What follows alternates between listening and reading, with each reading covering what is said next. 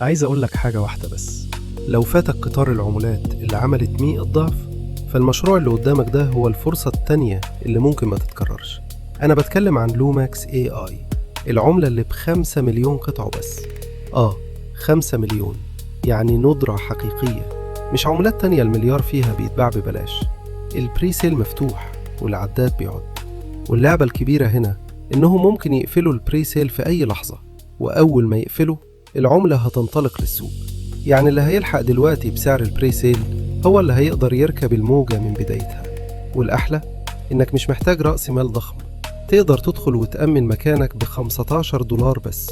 أيوة، $15 ممكن تكون هي تذكرتك لأول عملة AID Financial حقيقية، بتتحرك بسيرفرات وأكواد موثقة، مش مجرد صور ملونة.